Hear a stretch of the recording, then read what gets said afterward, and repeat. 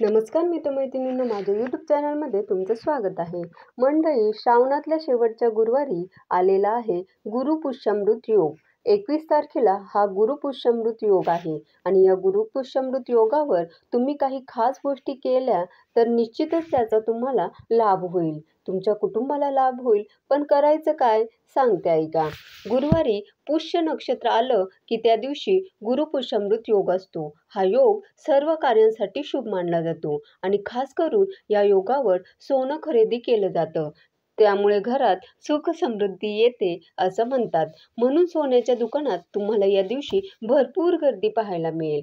आपापल्या ऐपतीप्रमाणे कमीत कमी का असेना पण सोनं घेण्याचा प्रयत्न लोक करतात. पण त्यातही जर एखाद्याची परिस्थिती नसेल सोनं घेण्याची, तर ते असे कुठले घरगुती उपाय करू शकतात ज्यामुळे सोनं खरेदी करण्याची त्यांची परिस्थिती निर्माण होऊ शकते. किंवा तुमची आर्थिक परिस्थिती कशीही असेना पण त्यामध्ये प्रगती होणं, उत्पन्नात वाढ होणं, या गोष्टी गुरुपुष्यामृत योगावर केलेल्या काही उपायांवर शक्य होतात. चला बघूया ते उपाय कोणते आहेत. या गुरुपुष्यामृत योगावर माता लक्ष्मीचं पूजन केलं जातं. या दिवशी केलेले लक्ष्मी पूजन अत्यंत शुभदायी आणि लाभदायी असतं.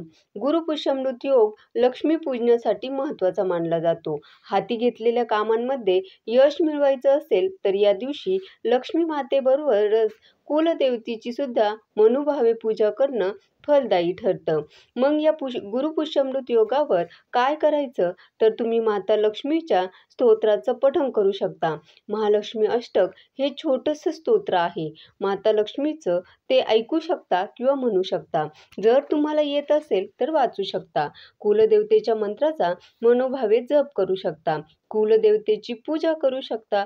थोडक्यात काय तर पूजा, मंत्र, तंत्र, साधना, जप या सगळ्या गोष्टी तुम्ही गुरुपुष्यामृत योगावर करू शकता.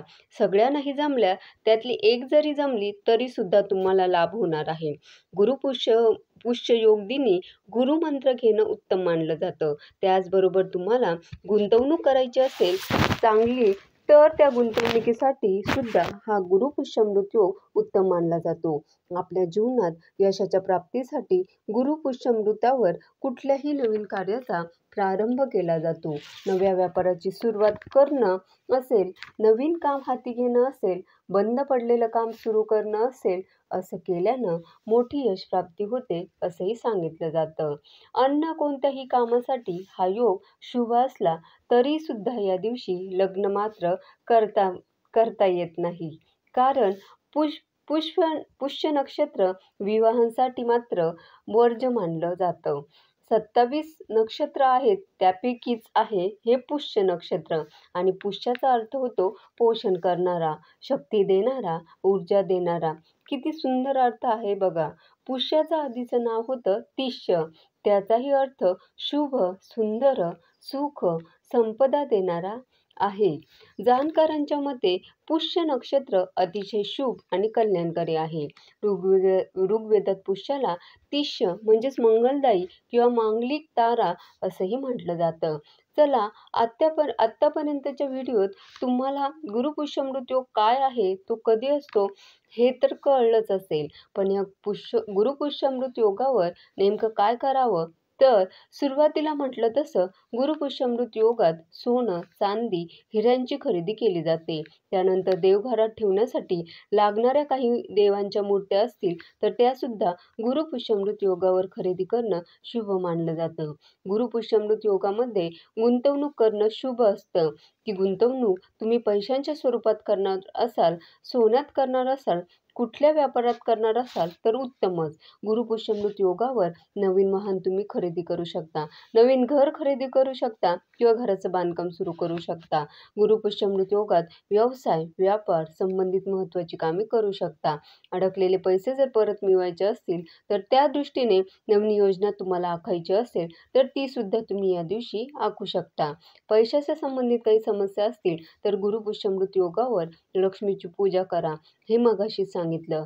गुरुपुष्यामृत योगात लक्ष्मी स्तोत्राचं पठण करणं जीवनात सुख, समृद्धी घेऊन येतं. लक्ष्मी देवीच्या कृपेने धनप्राप्ती होते. आता सगळ्यात महत्त्वाचा प्रश्न, हा गुरुपुष्यामृत योग नक्की किती वाजेपासून किती वाजेपर्यंत आहे? तर 24 तारखेला गुरुपुष्यमृत योग सकाळी 6:23 तर तर उत्तर रात्री 12:08 असणार आहे. 21 तारखेला श्रावणातला शेवटचा गुरुवार आहे आणि 21 तारखेलाच मासिक शिवरात्रीचं व्रत सुद्धा आलेलं आहे. म्हणजे हा असा उत्तम योग जुळून आलेला आहे. म्हणजेच आता या योगाचा लाभ तुम्ही नक्कीच घ्या. धन्यवाद.